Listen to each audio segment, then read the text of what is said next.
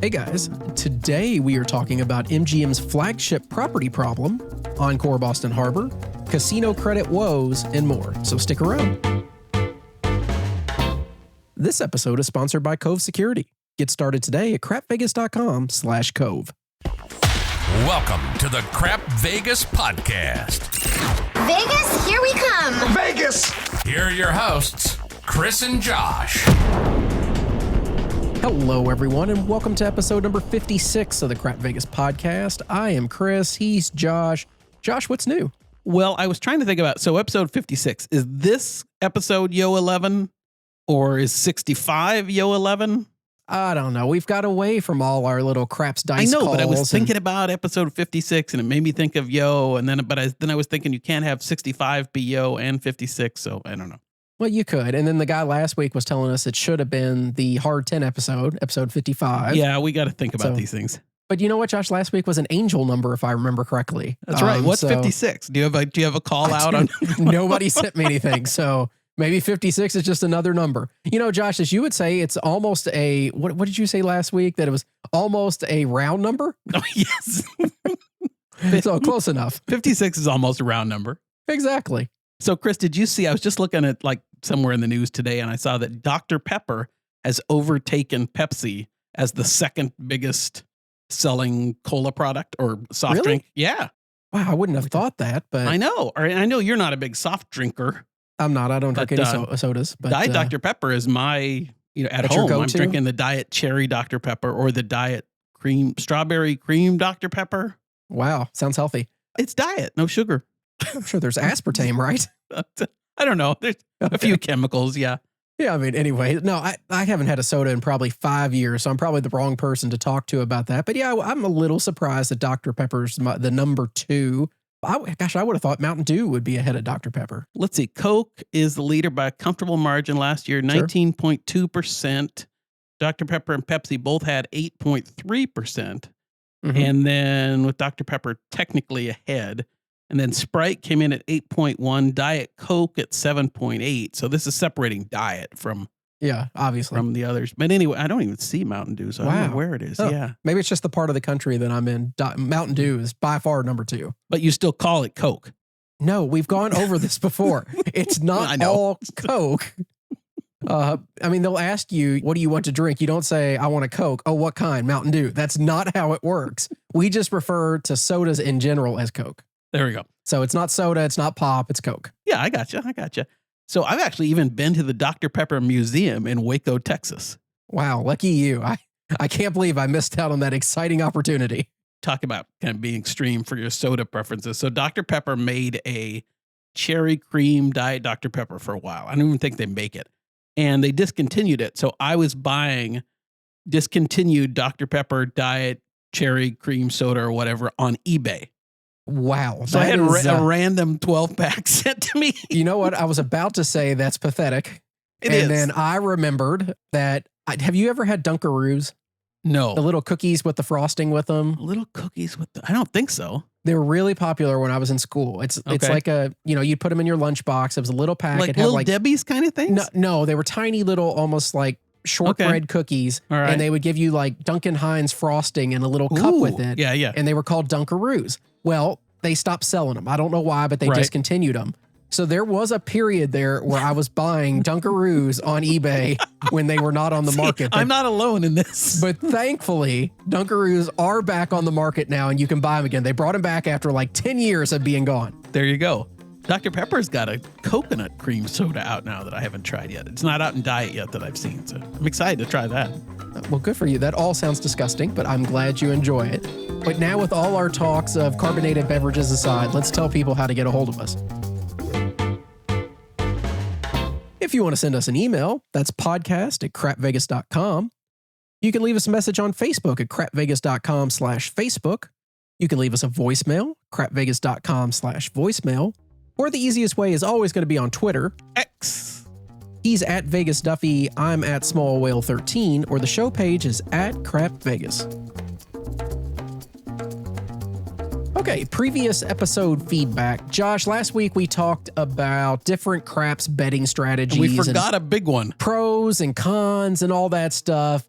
And yes, of course, as soon as we posted the episode, we started getting the same message from a bunch of people saying, how can you ignore playing the pass line with a placing bet on the 6 and 8? And yes, that is a very common way to play. A lot of people play the pass line with or without odds and then place the 6 and 8 with it. It's a great way to play mathematically.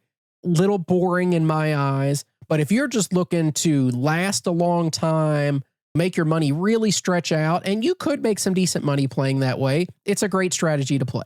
Yeah, it really is. And I think I even said for beginners, and maybe we both said for beginners, we recommend the 3-point Molly. Pass line in 6-8 is almost an even easier way for beginners to understand the game.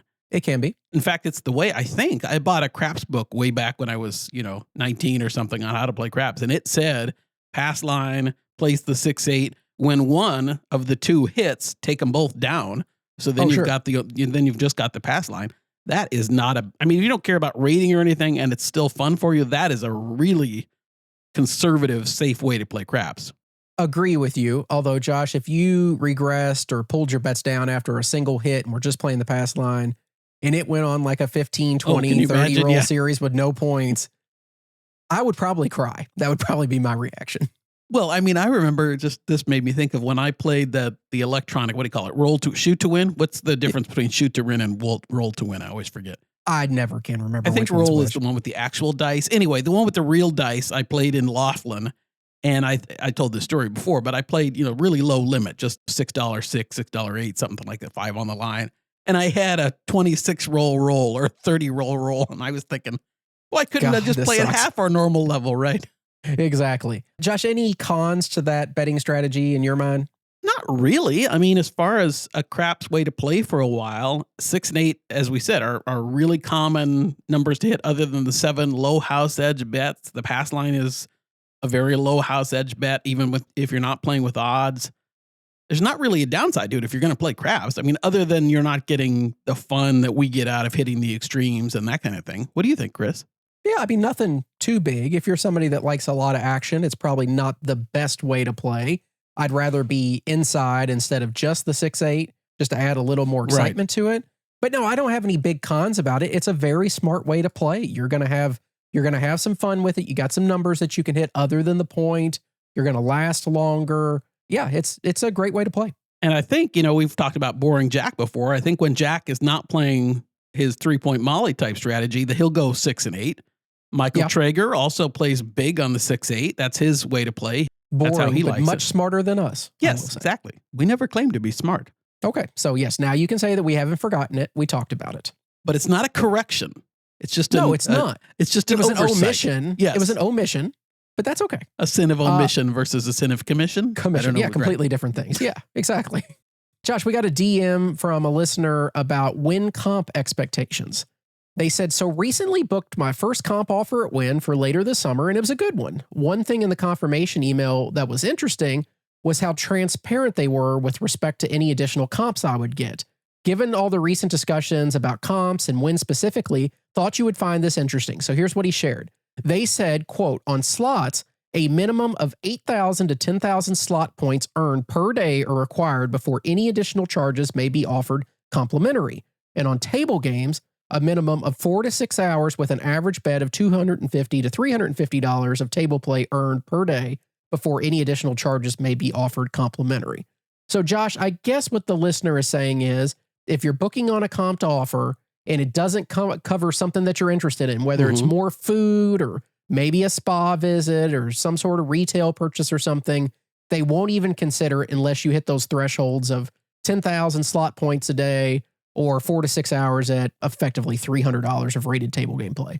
Yeah, I think it's interesting. First of all, it's interesting because this is the first time I've seen it as officially as this. Assuming that the listener is correct and that kind of thing. I haven't seen it officially stated this way before. Have you? No, but we were just saying on the last episode how Win more than anybody is extremely straightforward when it comes to promotional offers and stuff like that. That's really true, yeah. How they do things. So it wouldn't surprise me that a host would give this information.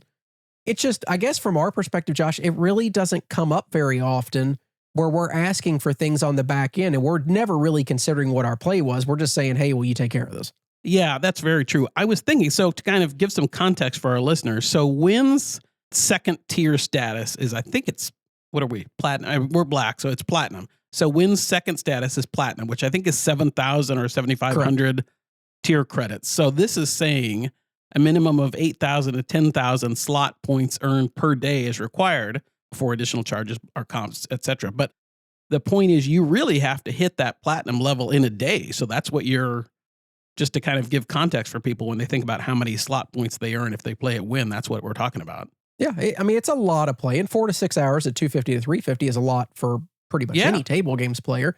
That's not much compared to what the average Wynn player plays. Right. But it's a pretty decent, reasonable threshold to hit.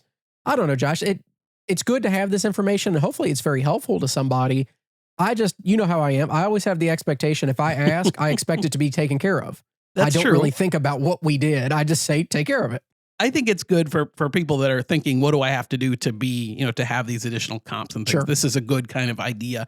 And it roughly follows what I was told by our host a long, long time ago, which is Wynn expects about $250 at a minimum to give you comp rooms and things like that. So yeah, I guess they just want to get their time or their hours in or their playthrough on the slot machines, and then they'll consider more. But good information. So thank you for that. So Josh, we also received an email from Trenholm, one of our listeners, a couple weeks ago about some fun he had with ChatGPT. And he had shared many things that he put through there, asking about our show and who our listeners are and why we're different and all that other stuff. But one question that he asked ChatGPT that I thought you would appreciate, he asked about the controversial big wheel. And here's the response he got from ChatGPT. The Crap Vegas Big Wheel is a segment on the Crap Vegas podcast, which is hosted by Chris and Josh. This segment, often referred to as the CV Big Wheel or CVBW. See, even ChatGPT knows. No, we don't need the sound effects. Even ChatGPT knows your love for acronyms. That's right. They said it's a recurring feature where the hosts engage with their audience by answering listener questions and discussing various gambling topics in a fun and interactive way. The Big Wheel segment adds an element of excitement and randomness to the podcast, much like the game of craps itself. I love that. Thank you, Trenholm. I mean, yeah, that's pretty nice there. That is a much more descriptive piece than I would ever give for the CV Big Wheel. Oh, very positive. Yeah. More complimentary. It is. And it adds Josh, excitement. It does add randomness because Chris doesn't know what's coming on the Big Wheel. And I really like the very end, much like the game of craps itself. Yes. It's almost saying the CV Big Wheel is a metaphor for the game that we love to play. And that is just very touching. It is. So that's going to wrap it up for some listener feedback this week, Josh. Let's keep it rolling. So Josh, when I think of Vegas, I think of two large groups that kind of dominate everything, MGM and Caesars. I think everyone knows that Caesars Palace is the flagship property for Caesars Entertainment. But when you ask what it is for MGM, it turns out that you get more than one answer back. And I know we vaguely touched on this before, where I think if you ask the majority of people in person, they would say Bellagio is the flagship property of MGM, of course. But I don't think that's the common response anymore. So much so that I put a poll up on my Twitter recently, and I asked, what is the flagship MGM property? That's all I asked. I didn't give any more details. Right. And I gave the options of Bellagio, Aria, and Cosmo. And effectively, Josh, out of 500 votes or so, it was split a third. I mean, it couldn't have been much more even for a vote of that size. Some people think it's Aria. Some people think it's Bellagio. People think that it's Cosmo. Right. So I thought, why don't we talk about kind of, in our eyes at least, the level player that we are, what we find to be kind of the pros and cons of each one, and ultimately what we think the best property is. And I will give you a little bit of insight. The answer that I came up with is not what I expected. So, Chris, before you start go through the pros and the cons, if you were to just off the top of your head, as soon as you said that, like, I think Bellagio, like that's the first thing that pops into my head. And I think that's true with most people. But when you think about it, right, what does MGM want to be its flagship property? Well, I think they want it to be Bellagio. I think it's been there forever. It's the one that they're most iconic for. It's got the best location that they have. It's got the most public fanfare associated with the fountains and the conservatory and some of the other things we'll talk about in a second. But I mean, clearly, if you're polling people, they don't agree. Right. Interestingly, I went back and looked just out of curiosity when I knew we were going to talk about this I pulled up the MGM annual reports to see what the picture was on the front of their report to see if that gave any hint. So in 2023, they had a shot of F1 on the strip, and it included Aria and Bellagio in the picture, not Cosmo. And it also had off to the side MGM Grand and Planet Hollywood. And then in 2022, it was a picture that included all three, Bellagio, Cosmo, and Aria. So it tells me they're not identifying. I thought they might have one with the Bellagio fountains or something like that, but at least it tells me based on those 2 years, and those were the only ones with really pictures of properties, that they consider those three to be in their top tier, which we knew already. Okay, that makes sense. So let's talk about Bellagio first, because I think that's the one that most people would say pops in their mind first, whether they think it's the flagship or not. It's the one that I think by default people answer with. It's got the fountains.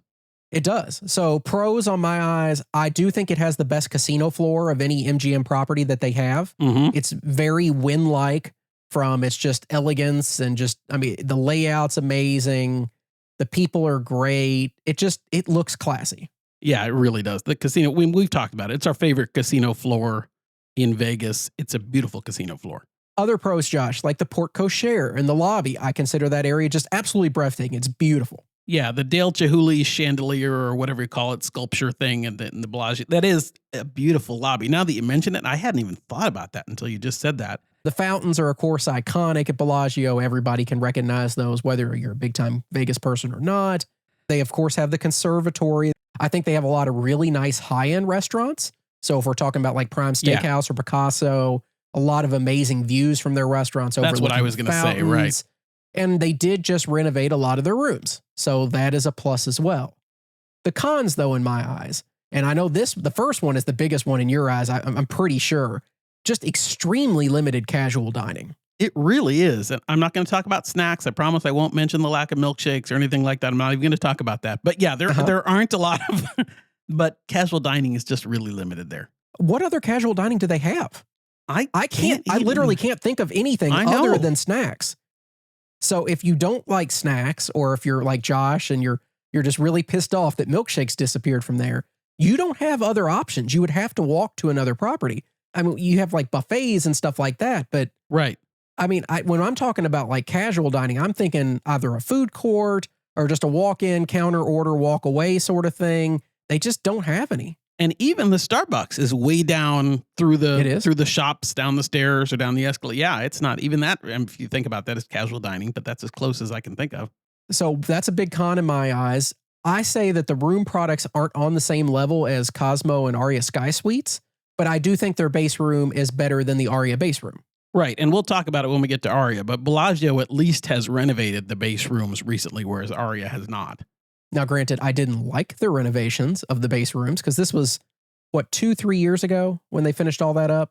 Yeah, I think so. I think they just recently did the spa tower too, or maybe still are in the process of it. But I have not once ever stayed in the spa tower. Oh, I've stayed in it quite a few times. I like it every once in a while. I don't. Yeah.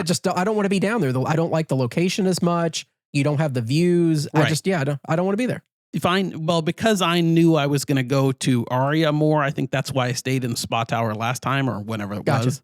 But I do know that we talked about a Bellagio room review right after they remodeled. So it must have been right about 2 years ago. Yeah. They made some changes that it didn't make sense to me. They took away, I think, the tables, if I remember correctly, and just put like a little sitting table. I can't remember exactly what all the things were, but I wasn't really keen on the remodel. Yeah, it wasn't my favorite either. I remember that. I can't remember the specifics, but I remember it not being my favorite. Now, I've seen some video and pictures of the remodeled rooms in the spa tower, and it looks nice. Okay. So, yeah, I think that's a plus for sure. Okay. Other cons I have regarding Bellagio, Josh, high table limits. It's just like Wynn in most regards. It's rare to find a $15 table at Bellagio. Usually they start at a quarter. You can from time to time, just like you could at Wynn occasionally. Right. But they're usually going to be 25 base, a lot of $50 tables for craps, a lot of $100 tables. That's pretty common for them. Yeah, they're trying to keep that reputation as the flagship, I think, and keep it a little higher price to gamble there. Yeah, I would say another thing is that VIP check-in can be really crowded, Josh. It's kind of a small room for a VIP room. It's kind of hidden away. Now, they have multiple what they consider VIP check-in areas, but when I'm talking about the VIP check-in room, Josh, I'm thinking of the one right next to the conservatory. That's the one I was going to mention too, right? That's the only one I've been into. I haven't been to the one. I know there is another one, but that one is, it's kind of small, it's crowded. It doesn't have the same sort of feel that you get at some of the other VIP check-in rooms. And I really don't like that they don't have a separate entrance. They don't have like a VIP entrance that a lot of your other properties have.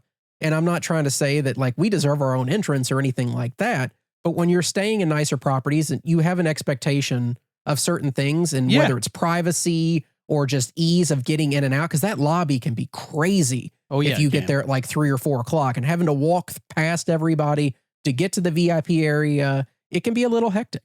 Yeah, you're right. It doesn't have, I mean, when you think about what makes a 5-star property or a really premier top level property, and you have, I mean, I think about the Wynn Tower Suites, and you have a separate entrance, separate lobby, separate elevators. I think about Sky Suites, the same thing. Four Seasons, if you want to put that there, again, as a separate lobby, separate entrance, separate check-in. Yeah. Bellagio doesn't have that.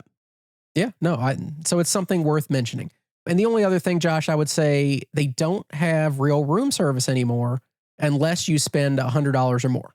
Right. And that's true with, and we're going to cover the others, but that's true with Cosmo and Aria as well. And it's just an MGM wide. Yeah, it's crap.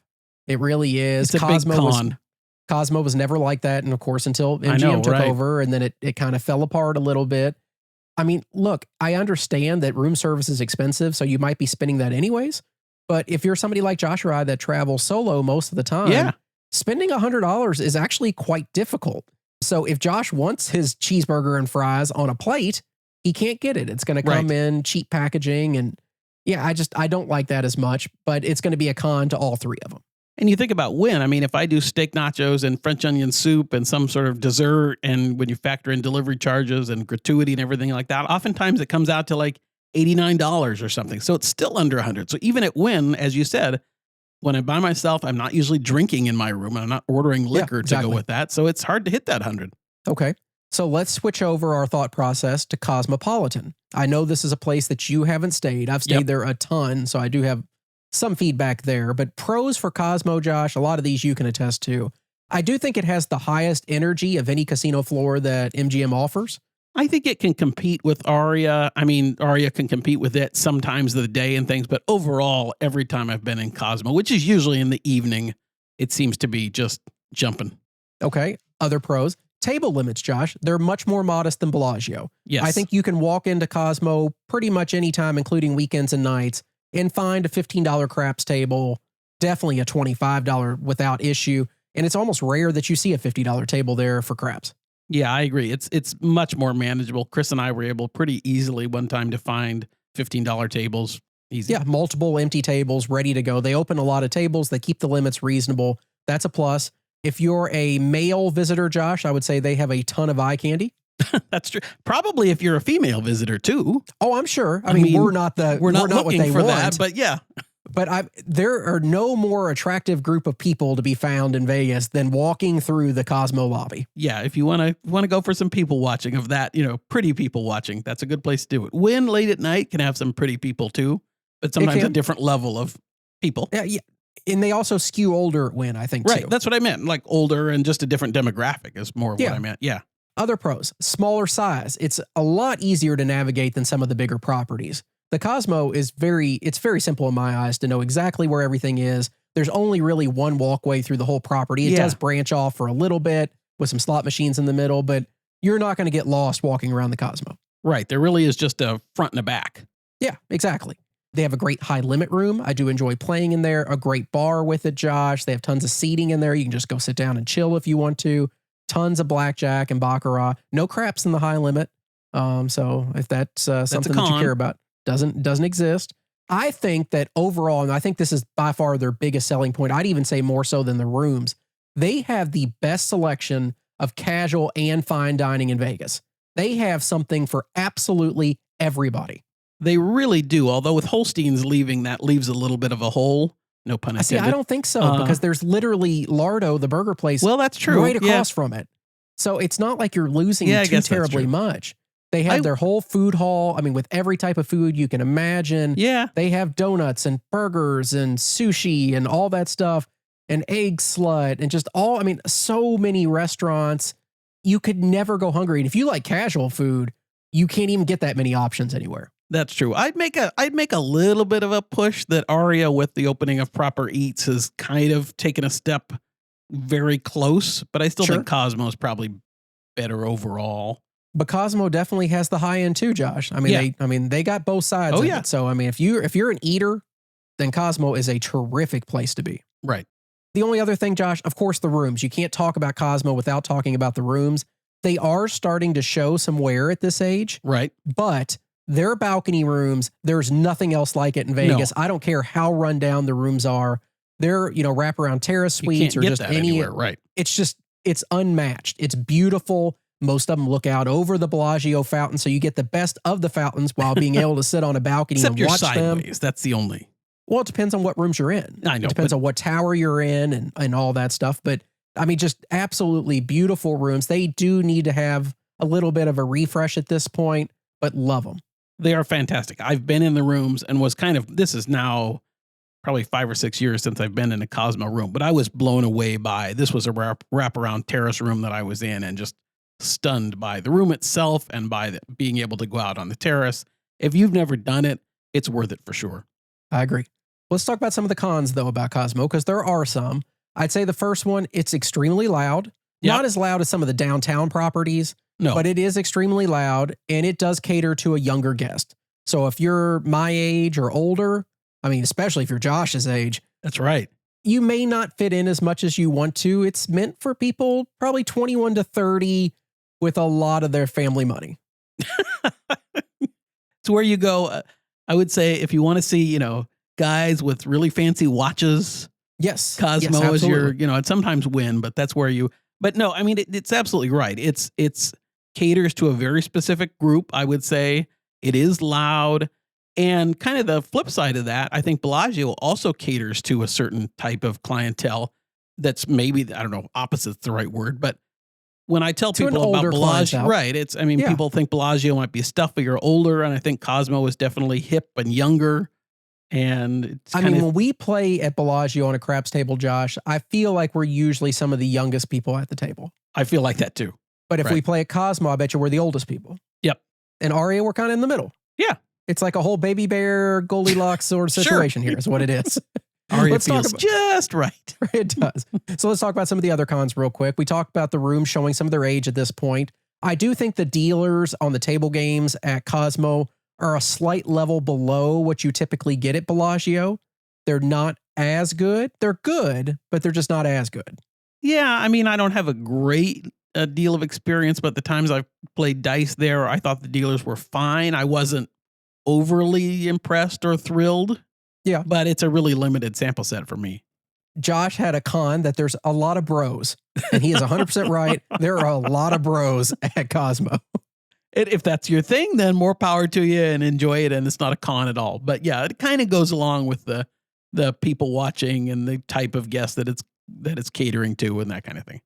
And of course, for the last con, there are no real room service offers unless you're over $100 again. So just like all of them, it's a con on all of them. Yep. But let's jump to the last one, Josh. The last potential flagship property, Aria. Pros, I said Sky Suites are the nicest non-villa / bungalow, like over the top, completely different game that we're playing. Yes. Rooms available out of all three of these properties. The Sky Suites, if you're not in a villa somewhere, the Sky Suites are the best offering that you're going to have in a room in their portfolio. They are. And if you haven't stayed at an Aria Sky Suite and you've stayed at a regular room at Aria, they are two different things. I mean, in feel, in updating, and technology. I mean, I've taken guests that have had regular rooms at Aria and shown them my Sky Suites room, and they're like, whoa, it's a completely different room product. Whereas if we think about Wynn, the Wynn Tower Suites rooms are fairly close to the regular Wynn rooms. I mean, they're identical except for a 4-post bed. Right. And I think that's pretty much it. The foot thing. The shoehorn. Oh, yeah, the shoehorn. I mean, there's really no difference in those. Right. So I would say Sky Suites, that's your best option for that sort of thing.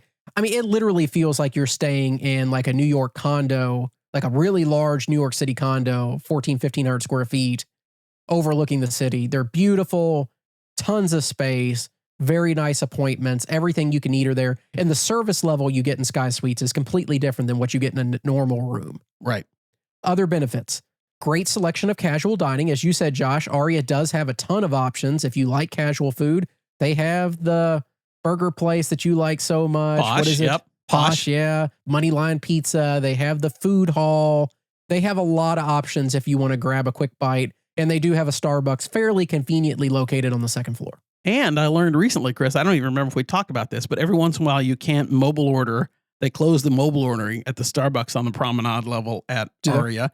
But you can mobile order at the convention center Starbucks, which is right on the same level and like a 2-minute walk from the other one. Huh. I never knew it was there. Right. So if that's good to know. There's a hack for you. Other pros, Aria has a ton of tables. Just any game you want to play, they have a ton of tables. And they do pretty well to get a lot of them open. The casino floor is quite lively. Like we said, it kind of falls in the middle between Bellagio and Cosmo age-wise, but there's always a lot of excitement going on there. I will say, if you're a craps player, there is no place in the country that has more don't players than Aria. And I have no idea why that is, but it's just every time you're there, you have a table of don't players just waiting for you. It does feel like that. Although we played it, I was going to say Cosmo might have some more don't players too. Our don't listeners, if we have any don't listeners, let us know where you think there are the most don't players. Aria has the private entrance and a check-in area that's separate. It's even more so than Wynn's South Tower entrance because it's actually gated. You can't even go in there unless they're bringing you in. Yeah, you can't get to Sky Suites via car unless you go through the special entrance and they have a guard and all that stuff. It's a whole thing. And Josh notes that room service is available in Sky Suites on plates at any dollar level. And we actually found out, they make that available at Sky Suites. You can get it on plate or in to-go boxes. You get to choose and there's no minimum, which is really nice. So you can get the top class experience, even if you're only just getting an order of mozzarella sticks or something. Right. So that's nice. Cons, though, it does have a more modern, technologically advanced room, but I don't consider it as luxurious as some of the other places, Josh. No, I agree. It's not. And if you want luxury, I don't know that I think of Bellagio's new redesigned rooms as particularly luxurious either. Yeah. But so it's a little hard to, but for what you're getting, especially if we're talking Sky Suites, it's not, it's technologically advanced, but it's not luxurious in my opinion. Yeah. The layout, I think, can be extremely confusing. The place is huge. It really is. I've been there what feels like 100 times, and I still can get lost sometimes if I'm not paying close attention to like the hallmarks that I know of. Like, oh, there's the cage, so I know I need to go here. Right. It's just a really big place, Josh. I struggle to find the same slot machine and all that stuff. I think I've been there enough that I don't get lost much anymore, but I did for a long time, as you guys know. Yeah. And then the last one, Josh, I said, it is ridiculously hard to access the Strip if you're staying at Aria. Oh, and yes. I think for some people, that is a huge deal. Yeah. Because if you're somebody that likes to walk up and down the Strip and bounce from property to property, especially if you're not going in between MGM properties. Right. Let's say you're at Aria and you want to go across the street and go to Planet Hollywood. Good luck. It is extremely difficult to get to the Strip. So that's just something to keep in mind if you're staying there. They make it, there is no Strip entry into Aria. Yeah. You have to go down There are weird signs corridors that tell you how to get to the Las Vegas Strip, but you try and follow those signs and good luck. Right. Yeah, it's a mess. So that is something that you should keep in mind as a con at Aria. So all of that's being said, Josh, we've talked about some pros and cons of all three places. Ultimately, what do you think is the flagship property in your mind? Where is the best place to stay as an MGM property? I don't know if I can answer this question because I think all the points we've talked about ring pretty true. And I think if I'm recommending a property in Las Vegas and whoever I'm recommending it to wants an MGM property, I'm going to ask some questions before I recommend the particular. For a certain group, it's going to be Cosmo. For a certain group, it's going to be Aria. For a certain group, it's going to be Bellagio. I still think when I think of MGM's flagship property, it just is Bellagio to me. Mm-hmm. And because I think of the fountains and the Bellagio behind it, and that's the visual I get. But I think if you ask me what my favorite is, you guys kind of have a sense. It's Aria combined with Sky Suites.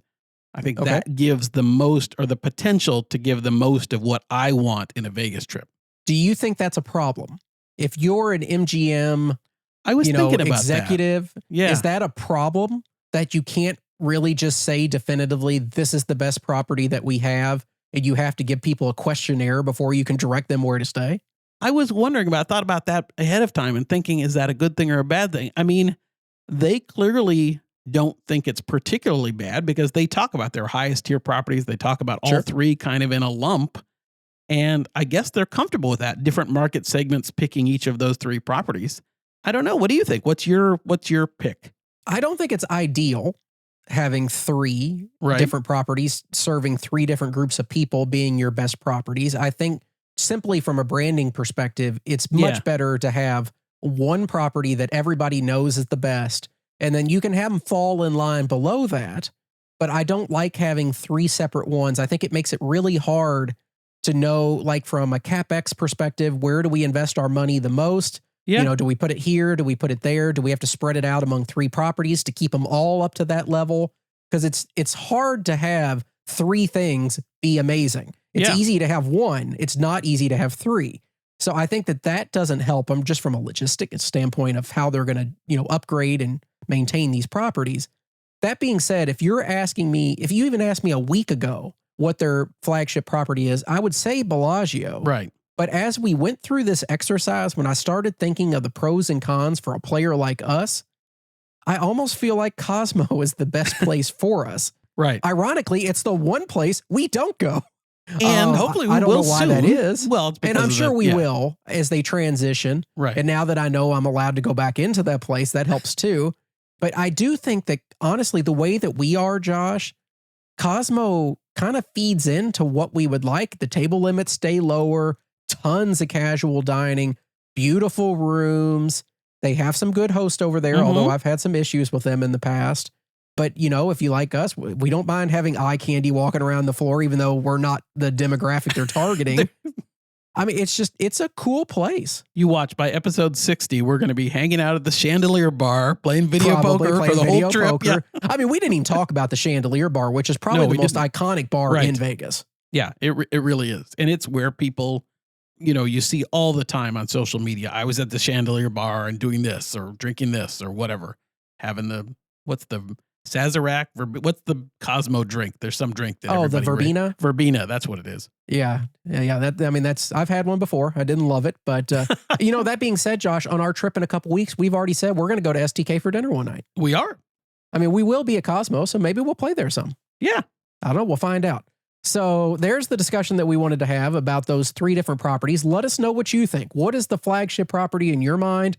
Obviously, Twitter is completely broken on this because whatever you choose, 67% of the other people disagree with you. But let's see where you guys fall. Well, it kind of goes in line with what we've said. I don't know if there is and for good or bad. Yeah, there may not be an answer. Well, after the break, we're going to answer some listener questions, and I'm sure the CV Big Wheel is going to be back because Josh is staring at me with a smile. So stick around and let's find out.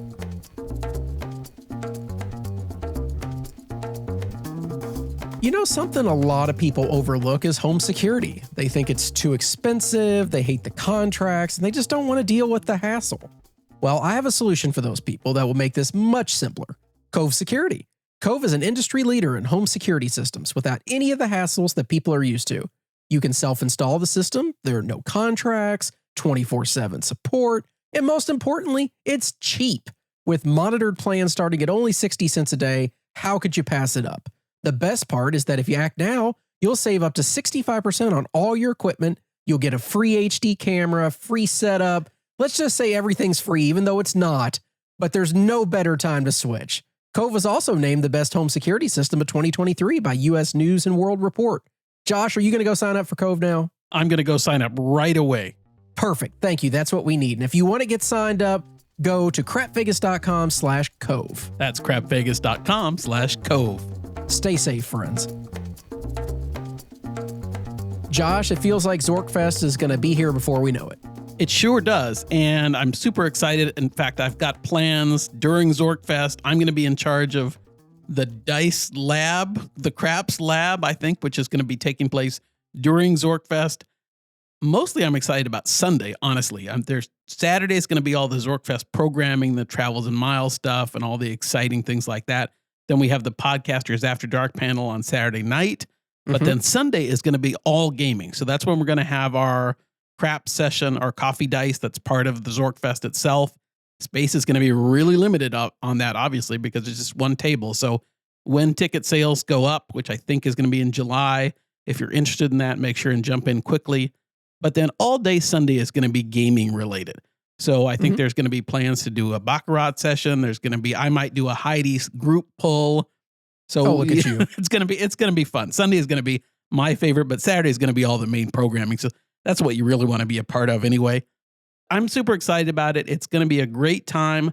Michael has a brand new sponsor, which is a tequila company. And I understand there's going to be tequila is going to be flowing throughout Zorkfest. Okay. That's just what you guys need. I told him, couldn't it be vodka? But you got to go with whoever your sponsor is. So yeah, exactly. Well, that's going to be November 1st through 3rd. That's at Horseshoe Las Vegas. If you want to learn about points or redeeming points or casino comps or any of that stuff, see some of your favorite Vegas influencers, that's the place to go. Early bird discount tickets are available at $100 off the normal registration fee.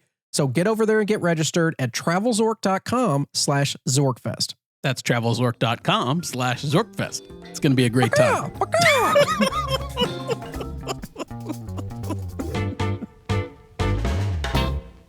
Listener question time, Josh. We got a question from Lee on the CV Facebook group. Lee said, "Hey there, I'm a longtime poker player and now playing more craps. For MGM rewards, if I average bet 135 across for 3 hours a day for 3 days, would I likely get room offers? New to the comp game, but travel to DC for work and they have a casino there. Goal is to get a nice room at some point in Vegas with the wife." So Josh, what do you think? 135 across, 3 hours a day, 3 days. Room offers? Yes, from MGM somewhere, I would say that's a pretty safe. If you're playing 135 across, chances are you're going to get rated a little higher sometimes. If you're playing 3 hours, you'll start getting comps for sure at MGM properties. It might not be Bellagio right away or Aria right away, but I would say you'll pretty easily get comp offers for some of the lower tier properties and maybe even Bellagio, maybe the higher tier as well. What do you think, Chris? Yeah, I was kind of thinking they would get room comps at most places. Maybe there might be some weekends you can't get Bellagio or Cosmo or something like that. But I think you'll get solid room offers for Vegas. And then we've talked about it before, how MGM tiers their offers based off the level of property. So if you're willing to stay at like a Luxor Excalibur level of property, they may give you $100 in food and $100 in free play. Right. And if you want to stay at like a New York sort of level, you may get 50 and 50. And if you stay at Bellagio and Aria, they may just give you a room with nothing. Right. So you'll have options, I think. But yeah, playing 135 across 3 hours a day, that's enough to get you some decent offers from them. So yeah, I would be on the lookout for them. And the good thing is MGM's offers come out the first of every month. So each month you'll see a refresh on how you're doing. Yep. And thanks for using the Facebook group, Lee. I know that a lot of our other followers or members of the group, whatever you call you all, replied back to you too. So hopefully everyone was helpful. Yep. And hopefully our answer was the best, because that's what we shoot for, Josh. That's right. Absolute accuracy in everything that we do. No mistakes. That's right. No corrections. Right. We received an email from Sandy about Encore Boston Harbor. Boy, I haven't talked about that in a long time. "Hey guys, my husband and I live about an hour and a half from Encore Boston Harbor and was curious if you think it's worth the drive. We are closer to Foxwoods and have always enjoyed ourselves there, but we're curious what the Encore Boston Harbor property is like. Our goal would be to earn status there and parlay that into free trips in Vegas at Winter Encore. Do you think it's worth it? We mostly play slots and limited table games and prefer a calmer casino floor and a nice room. Thanks for any insights, Sandy." I should take this one, Chris. Yeah, because you've been there so many times. That's right. No, I will say thanks, Sandy. And in advance of Chris's answer, I will say that earning status there to get you to Vegas might be tricky. It's very tricky. I don't think there's a place harder in the country to earn status at than Encore Boston Harbor.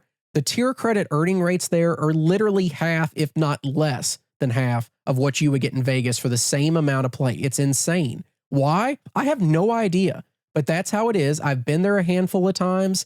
It's a beautiful property. If it's just the property you're interested in, it is very, very pretty. It feels just like you're in Vegas.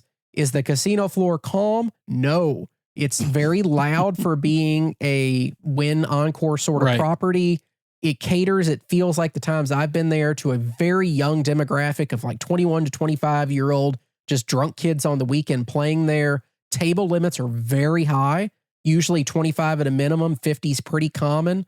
I don't see a lot of $15 tables there, especially in the evenings. The rooms are terrific, though. It's identical to the old Wynn rooms before they did their refresh. which are lovely. And I don't think Chris is alone in feeling this way, Sandy. We hear, I mean, the most common thing that I hear from everyone is that if you're trying to achieve a certain status, Encore Boston Harbor is really hard to do there. Now, that being said, I can't answer your question about parlaying a trip there into a Vegas trip because obviously that's not the direction I've ever gone. I've used Vegas status to get my rooms there taken care of.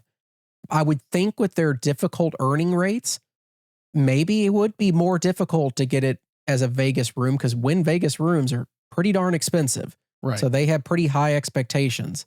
I don't know. I mean, I'd encourage you to give it a shot. Just go visit one day, play and see what happens. But I would just say set your expectations very low from a comp perspective, just out of the way that they operate there. But if you play at a level that would usually get you a host, it wouldn't hurt to talk to a host and then say, you know, even though I didn't hit whatever status, assuming you didn't, would this be sufficient for me to get a comp room at Wynn in Vegas? That kind of thing. You could ask directly if you play at that level. Absolutely. So thank you for your question, Sandy. I hope you enjoy your trip there.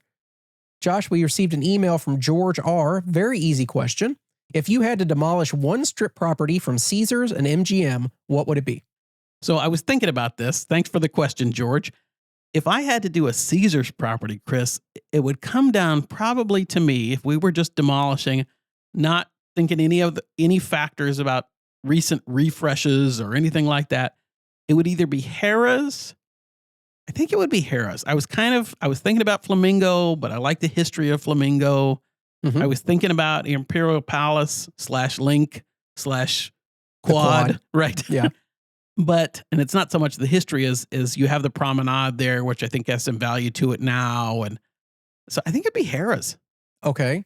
What about for an MGM property, Josh? MGM property, I'm thinking kind of the easy answers to demolish an MGM property would be Excalibur or Luxor, but I'm not going there because Yeah. I was thinking about this and I thought about New York, and then I thought about what about Park? Okay.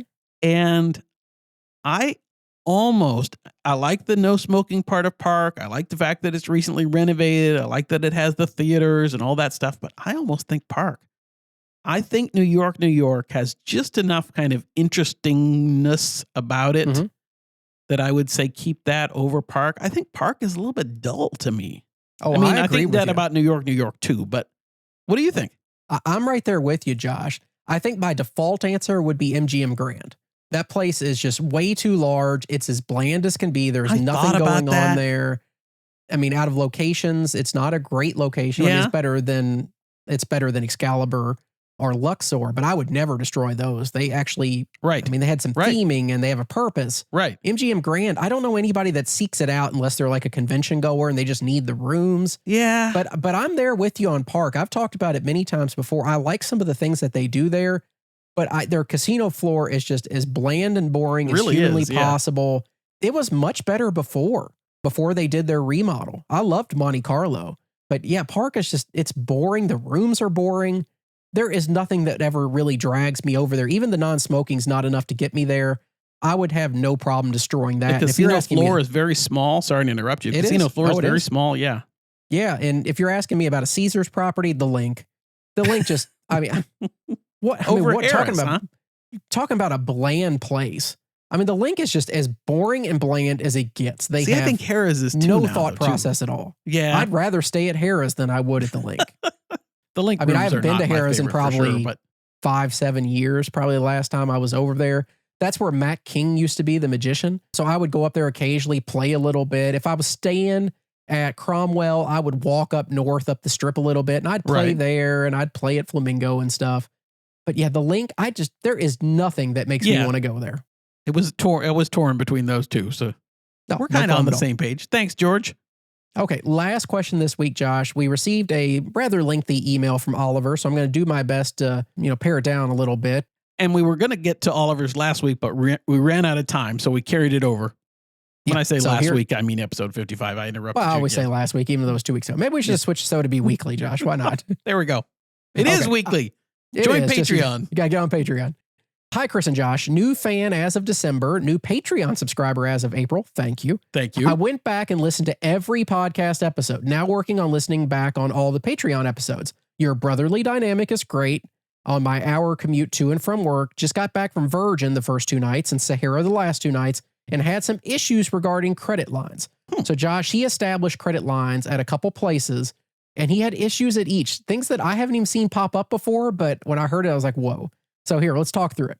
He said, I listened to your recommendations on the process of opening credit lines and decided to open a line at Ellis Island and downtown Grand, which is interesting because he was staying at Virgin and Sahara. Yeah, those are interesting choices. I wouldn't recommend opening the lines where you're not staying, but so be it. So here we go. He opened lines at Ellis Island and downtown Grand, as the wife likes craps, but will only play on a smaller limit table.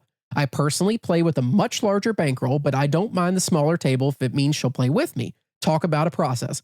I applied 2 to 3 weeks beforehand, but could never get a hold of someone at either casino to see if I was approved or guidance on the next steps. I gave up calling an email after I was told, quote, you just need to show up to the cage and find out. Before we continue, Josh, I think we've talked about this. This is extremely common, even at higher level properties. Yes, it is. You may not find out that you've been approved until you get there. You may have to press and ask again and again. I think at Venetian, which was the most recent one I applied for, they were the most proactive, I guess, about notifying me when I was approved out of the ones that I've had credit at. They are pretty good there, but I will say it's different when you're a hosted player and when you're going through a host. Yes, that's a good point. Right. Because typically the host will follow up with you about it and say, hey, I checked and your credit's been approved. You're all set. Swing by here when you get here. You'll never get an email from the credit department just saying, you've been approved. Swing here when you get on property. They just don't do it. Why? I don't know, but they just don't. He continues on, though. I was pretty confident I would be approved based on my credit and average bank balance, so I decided not to bring any cash with me. On arrival, I headed to Ellis Island and went to the cage. The cage notified me that there was no record of my application. Of course. The supervisor told me to give them some time so they could figure it out. As I waited, I couldn't resist the itch to play, so I decided to just take some money out of an ATM. He played for a couple hours, came out even. As he was about to leave, the supervisor came by and said that my line was established. The mix-up was due to a different player's card on file. I shrugged and let them know I'd be back the next day. The supervisor guaranteed everything will be fine when I return and even handed me their business card. I think you can see where this is going. Yes, Josh. what could go wrong, right? The following day comes. I go to Ellis Island and was then informed again they had no line in my name. Did he check his second player profile? I gave them the business card of the supervisor that assured me my line was active and set up. I had even signed the necessary documents the day before when I was leaving. The pit boss apologized and said that supervisor is off and I would have to wait till they return on Monday. Oh, good. Okay. So disappointing. I played a bit and again came out even. At this point, I was getting a bit bored with a $5 limit anyways and decided to go back and play at the $15 tables at Sahara. Talk about a world of difference. The crew was amazing and happy to be there. The pit boss even arranged to get me a cigar during our 30-minute roll. I know y'all hate smoking at the tables, but it was just the two of us playing. I walked away with double my bankroll. I can't praise the crew enough. So he had a relatively poor experience at Ellis Island, but really did enjoy Sahara. Yeah, we don't hear a lot about Sahara one way or the other, really. I don't think so. It's good to hear that you went and played and enjoyed it. Is that place still open? Yes, it is. I heard it was closing. That's true. That was a rumor a while ago.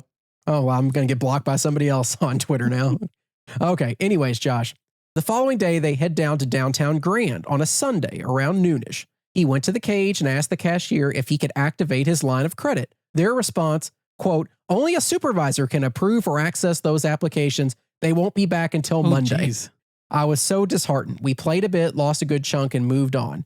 Monday night, they decided to play at Sahara. Again, $15 minimums. He got his wife to play with him for a bit. They got demolished, lost everything they had gained and then some. However, they had a freaking blast, he said. The dealers and crew were amazing. Whether it's a difference in level of professionalism or the pure boredom I got from the lower limits, I honestly don't know if I can ever go back to a $5 table again. I'm pinching myself from just not opening a credit line at the Virgin and Sahara instead. I tend to agree with that. Our next trip is in September, and we are definitely going to do it right this time. Thanks again for your show. Take care, Oliver. Read the PS. Don't forget the PS. PS. I've come around to the wheel, Josh. There we go. I was going to leave that out, but you weren't going to let me, were you? Thanks, Oliver. Thank you very much. I think that the first thing that popped into my mind is I wonder, well, first of all, we've talked about the fact that with setting up credit, there can be problems everywhere from the top tier properties to the bottom. There are always little kinks that seem to pop up. They need this or that from a bank, or you need to talk to the bank. And There are little things that come up. But my thought as Chris was reading your question is, I wonder if some of this has to do with the fact that some of the properties, specifically Downtown Grand and Ellis Island, don't have as many credit players. So they're just not as, think so. don't have that facility with it. Yeah, I think you nailed it there, Josh. All the bigger properties, the Venetians and Winds and Bellagios and Arias, Cosmos, all those places, they have credit offices that are open 24/7. Right. Somebody's always staffed and working there. Now, I'm not saying you're going to get an email from them immediately saying you've been approved or denied, but usually, if nothing else, even if they're not there, you can always open your line at the cage. They'll have your application. They'll print it for you. This is true even at properties like Flamingo that I've had credit at. They can always open it at the cage. I think the issue is the places that you applied at, they just don't have a lot of credit players. And it's not something they deal with very often. Some places just don't offer credit, so they don't have to deal with the hassle. I think it's ridiculous that they would offer credit lines and not have somebody there on a weekend to service it. Right. That's insane. But I would encourage you, open credit at the places you're going to stay and play.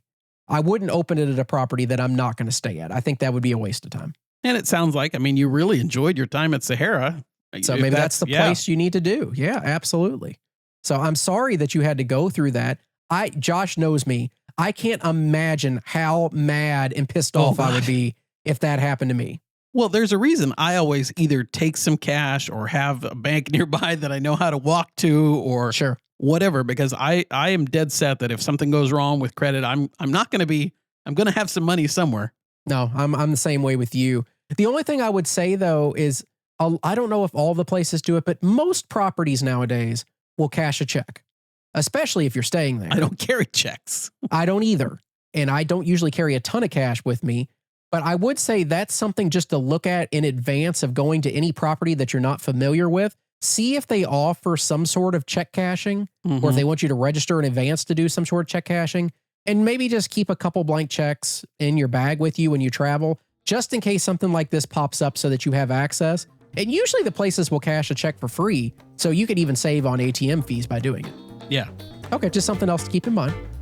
Josh, that is it for listener questions this week, so let's keep rolling. Patreon, that's patreon.com/crapvegas.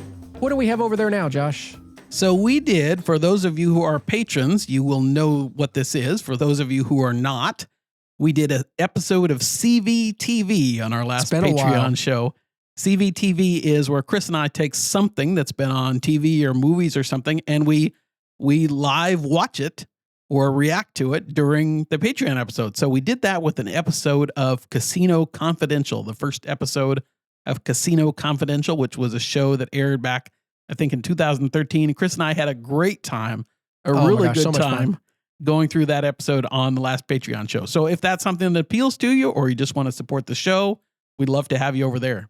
It was a lot of fun recording that. I think the last CVTV we did, Josh, was over the Scarecrow and Miss King. Probably. Which is not even in our intro on this show anymore. It's actually exclusive to Patreon. We keep it just over on Patreon, yeah. And that almost killed me. It was so boring. But this was a ton of fun, so much so that we've already recorded 2 of them. We got 2 in the can. And I even told Josh, I'm mad that I can't watch the next ones without him at this point. So we need to record again soon. Yeah, we had a great time doing it. I think our listeners have really liked it too. Our patrons over there have really liked it. So hope you guys do too if you listen.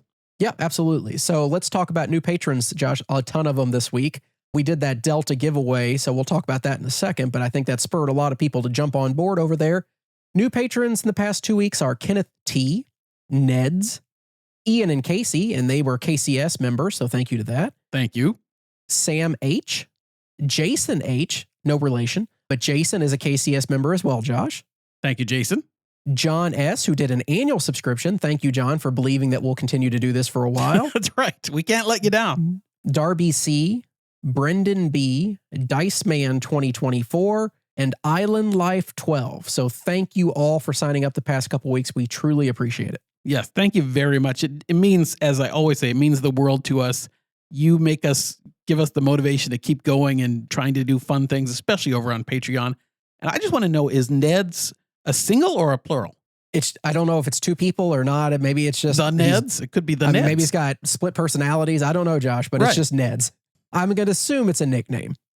Last episode, we announced we're giving away Delta Gold Medallion status to one lucky patron as of May 31st. That date has come and gone, and we are proud to announce today the winner of the contest. The lucky winner was Brian B. Brian actually was a KCS patron, Josh. He's been with us for about 4 months at this point. Congratulations, Brian. I wasn't going to break it to you early because it turns out we had another patron who actually won the first drawing, but she actually already had Delta Diamond status, so she passed it along. That was really nice of listener Jean to do that. But Brian is our big winner. Brian, I have sent you an email and messaged you on Patreon. Get back to me and I will get you all set up. Yeah, thanks so much, Brian. Thanks for being a KCS supporter. Thanks for all of you who've been our patrons, who joined, whether it was this contest or you love hearing our unedited video feed or you love our weekly shows, whatever it is, we thank you for your support. Yeah, I'm sure we'll have more contests like this in the future if you do happen to sign up. But I'll tell you, the nice thing about Patreon is we're able to do things that we just can't do on our main show. Like CVTV, there's no way to put that on a podcast. We just can't. Yeah. But we can do the video content over there, and everybody seems to like it. So get on over there and join us. We'd love to have you. Patreon.com/CrapVegas. Josh, upcoming trips. June 28th to 30th, we are going to be staying at Venetian. And then we're going to move on the 30th over to Aria for a couple nights. It's your big birthday trip. We got shows lined up. I can't remember what they are. We have multiple dinners arranged. We got all sorts of things going on. Yeah, it's going to be a lot of fun. We're a little more planned out than oftentimes we are for these trips. We're going to, let's see, we're going to see Lady Gaga right now for a show. We're going to eat at Delmonico. We're going to eat at Carbone. STK. We're going to eat at STK. And we got a Carbone meal. And we also said at some point we're going to go downtown to, and this is directly related to our last CVTV show, the Casino Confidential is set in Binions. And Josh and I saw the cowgirls that they have there. And we said, you know what? We've gone down to the D and to Golden Gate and to see all those, dancing dealers. We're going to go to Binions at some point that weekend and play some low-level blackjack and just see what it's like visually. Yeah, so we're super excited. We've already got a number of listeners who are going to meet us and play some dice with us or that kind of thing. I think Boring Jack might be there. He's touring. He's at the World Series of Poker, and it depends on how he does in the World Series of Poker, whether or not it comes for our trip, but he's planning. Is he doing multiple events, or is he just doing he's just doing that one he plays. I don't remember what it is, but that funky one he plays. I'm pretty sure I saw on Twitter he busted out in like 50th or 60th. I haven't seen that. Oh, well, sorry, Jack. Spoiler alert. Maybe it was better than that, but I feel like that's where it was, Josh. Well, Jack, I hope you had fun. Absolutely. Friendly reminder to subscribe and leave a review on your favorite podcasting app and to visit our merch store. That's crapvegas.com/shop. Be on the lookout. We're going to have a new shirt coming out in the next few weeks. I think everybody will like. And more so, if you are leaving a review, Josh, I noticed today that on Apple Podcasts, we have 99 reviews. Oh. So if you want to be the lucky 100th person, get on over there. Leave us a nice review. We'd appreciate it. And please give us 5 stars. Yes. We wouldn't want our 100th to be the sucky one. That would be bad. So if you're not going to give us 5 stars, then don't go over there. Just keep your mouth shut. But if you are, visit. We'd appreciate it. Josh, okay, we made it this far, so I guess it's got to be time for the wheel. It's time for the wheel. It's time to spin the Crap Vegas Big Wheel.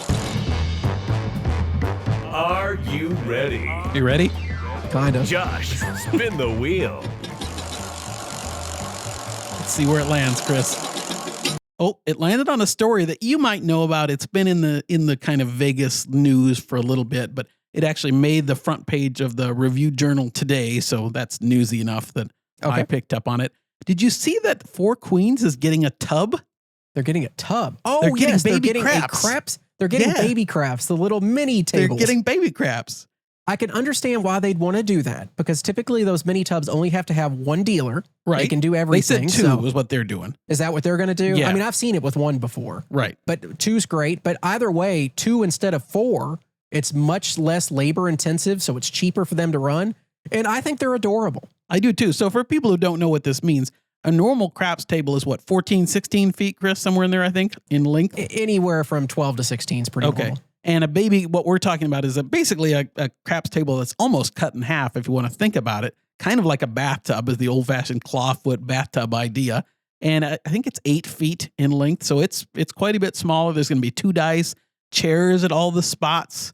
And they say they want to do it because they have staffing challenges, particularly during the day, but they don't want to lose regular craps.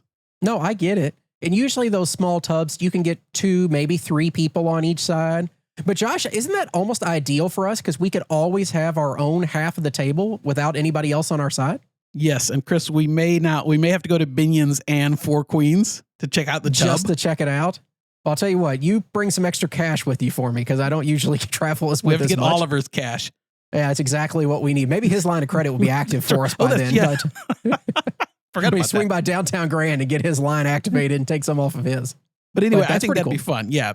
I actually played Casino Royale, used to have a tub way back. And I love that little craps table. That was a lot of fun.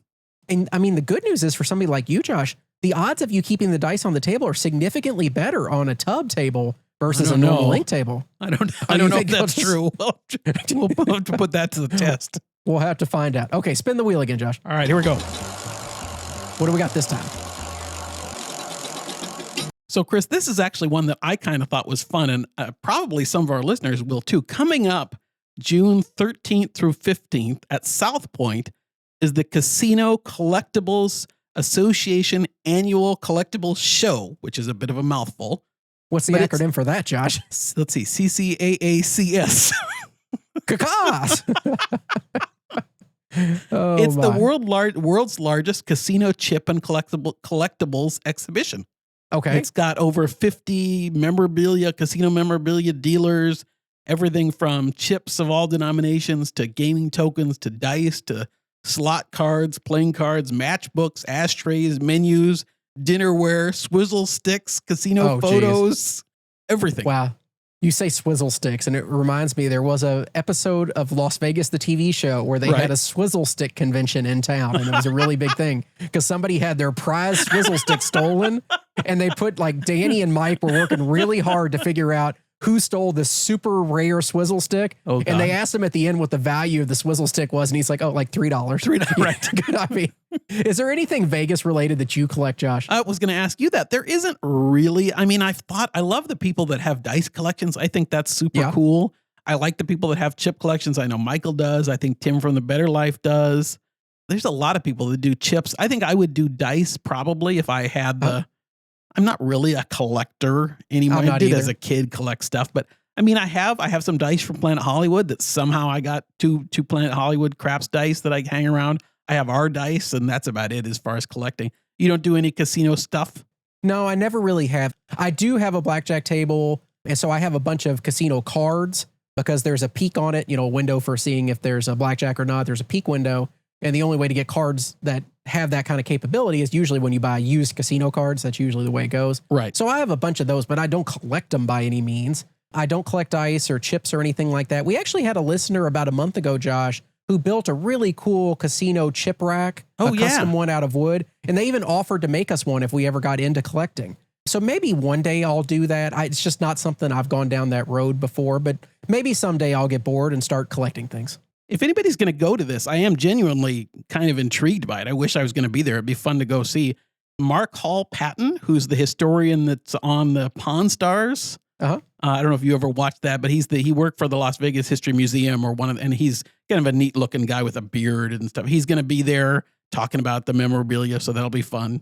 Oh, cool. Yeah, that is really cool. So hopefully all those people have a great time. That's all I got for the wheel. That's it? That's it. Okay, well, that was easy. We ran out of money. I couldn't spin the wheel anymore. I guess, yeah. We have to pay per click. Every time Josh hits that button, it costs us a couple bucks. Josh, anything else you want to talk about before we get out of here this week? So last thing, Chris, I had just this morning or just last night, I'm not big into dream analysis or anything, but I'm going to ask you for some analysis of this dream. Oh, I'm an expert, Josh. I got you here. You can be therapist. So you and I were at a blackjack table. Okay. And playing blackjack. I don't remember anything more than that. A cocktail server comes over to me and said, "It's bedtime. It's time for you to go to sleep." Okay. So somewhere we transition into, I said, "Why is it time for me to go to sleep?" And she said, "It's in the contract." And the contract was, when I was little, my mom had gone to a casino and taken me and put me in the casino's daycare and marked down that at 10 o'clock at night, I had to go to sleep. And so that's just carried forward for the rest of your life. Huh? That's the end of the dream. Well, the good news is in Vegas, I never make it to 10 o'clock. So I could easily make that window without a problem. What does that dream tell you? I have no idea what that dream tells me. Josh, you haven't ever taken your kid to the casino, have you? Nope. Okay. I was going to say, because I've seen it. I think we've all seen it. People that leave their kids outside the casino doors, like right outside the main area. I take it back. Around, but when you say that, I take it back. I have not actually. The closest I've done when I took our kid to Vegas, this is probably 5 years ago or something. And I had our kid on my shoulders and we're walking through. It may have been New York, speaking of. And they had a Sigma Derby, whatever the new version of the horse racing Sigma Derby game is. Yeah. And I wanted to see if our daughter Fortune Cup. I think. Yeah, that's what it is. Would like to watch that. So she's on my shoulders and we're watching Sigma Derby Fortune Cup, and then they came and shooed us away. So I wasn't playing or anything, but that's as close as I ever got. You got to keep moving, Josh. There's that's no right. Got to keep moving. The area. That's right. Josh, I don't have a better description of what happened there or any insight on what your future looks like. No psychoanalysis. I mean, for a job, you are kind of somebody that reviews contracts a lot. So that's something that's omnipresent in your life. And Vegas, yeah. Maybe it's saying that you and I need to sign some sort of contract as we go forward in Vegas. I was going more on the gambling end of things. But that was really exciting, though, Josh. And I still do not have Vegas dreams. So I guess I'm just missing out on all this. You're just boring. Okay, well, let's get off of here, Josh. I had fun recording with you. We'll do it again soon. And thank you, everybody, for listening. We really appreciate it. Thanks, everybody. Bye-bye. Vegas, here we come.